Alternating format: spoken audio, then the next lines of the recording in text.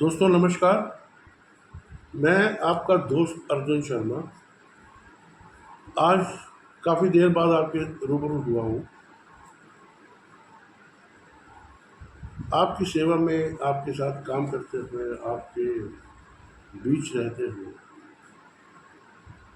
कब इतना लंबा सफ़र बीत गया पता ही नहीं चल रहा। 1988 से मैंने पत्रकारिता में अपना सफ़र शुरू किया था और आज 2024 हो गया। 36 साल बहुत बड़ी अवधि होती है, बहुत लंबा समय होता है। और कब जब आया था तो 21 का था, आज 57 का। चेहरे ही नहीं बदले, समय बदल गया। जिन गुरुओं की शिक्षा ली थी, जिन गुरुओं से सीखा था, तब गुरु भी वैसे थे, दौर भी वैसे थे। आदरणीय विजय निर्वात जी ने अगर मेरा हाथ में पकड़ा होता तो ये जो आपके सामने आप जिसे प्यार करते हैं, आप जिसकी लेखनी को प्यार करते हैं, आप जिसके विश्लेषणों को प्यार करते हैं, वो नहीं होता। एक साधारण मौसम की जानकारी देने वाला पत्रकार होता है। ये दो या दो चार मर गए और 3 घायल, इससे ज़्यादा का लेवल नहीं बन सकता। गुरु विजय निर्वात जी ने मुझे शिक्षित किया, प्रशिक्षित किया और पत्रकारिता के कई ऐसे हथियार भी दिए जो आम सैनिकों के पास नहीं होते। मैं उनको कभी भूल नहीं सकता। और इस नई परियोजना में जिसमें मैं आपके सामने हूँ, शायद मुझे उस गुरु के घर का भी आशीर्वाद है। उस गुरु घर से मुझे ये नया शुरू करने की प्रेरणा मेरे गुरु जी के पोते और मेरे भतीजे अमरिंदर भारती ने बहुत लड़ाई करके, बहुत झगड़ा करके और बहुत अपने मन से मेरे को फिर से तैयार किया कि मैं फिर से आप लोगों के साथ जुड़ूं। आपको पुराना अनुभव है मेरा, इसी शहर में जन्मा हूँ। कुछ समय हिमाचल में रहा, चंडीगढ़ प्रवास भी रहा, आज भी चंडीगढ़ से कनेक्शन है, काम चल रहा है। और आपसे जुड़ने का फिर से जो सौभाग्य मिल रहा है, उसके पीछे कुछ और कारण भी रहे।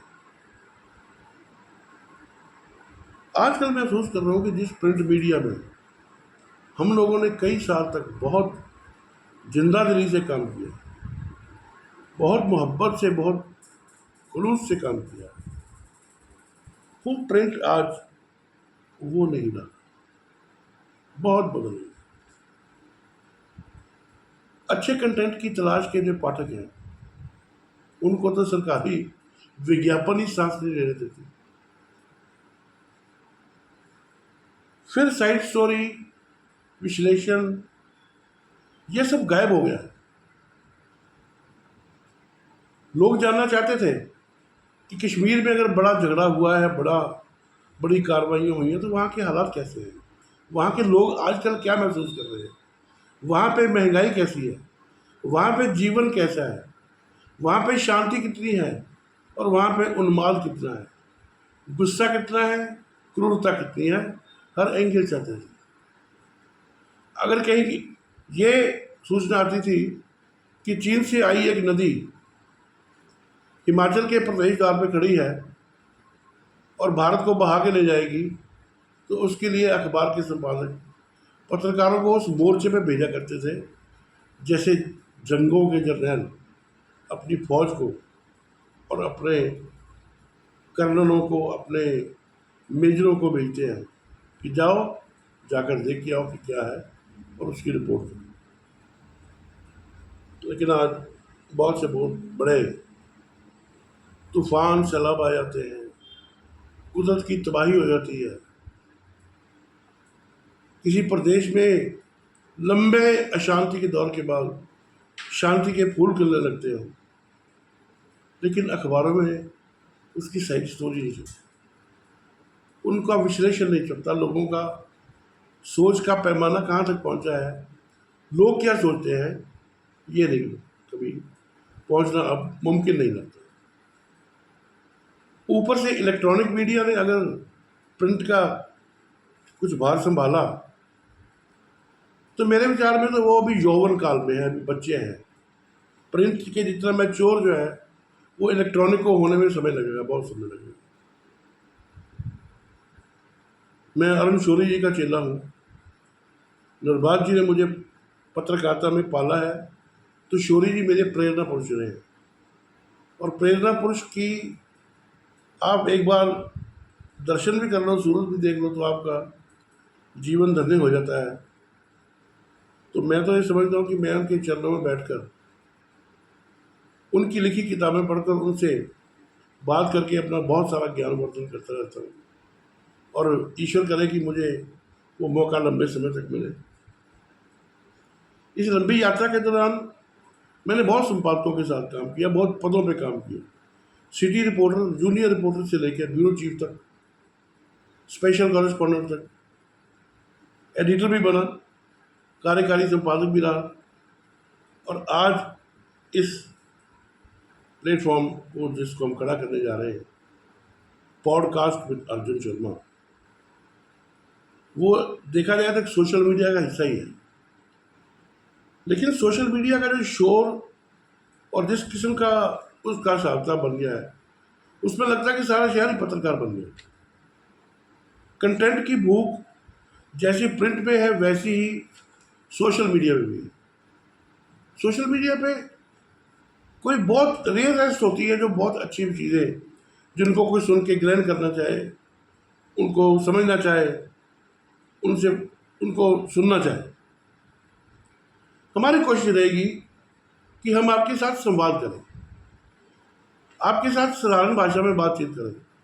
राष्ट्रभाषा हमारी हिंदी है, मातृभाषा हमारी पंजाबी है, इसलिए पंजाबी या हिंदी का यहाँ कोई भेदभाव नहीं रहेगा, कोई दीवार नहीं रहेगी। जिस भाषा में की जरूरत पड़ेगी बात करने की, उस भाषा का प्रयोग किया जाएगा। हमारे लिए दोनों सम्माननीय है, बहुत दोनों भाषाओं की हम इज्जत मान करते हैं। राष्ट्रवादी लोग हैं, देश से और अपने प्यारे सोने वतन पंजाब से बहुत प्यार करते हैं। तो काफ़ी कुछ बातचीत हो गई आपसे, टिप्पणियाँ भी दूंगा आपको।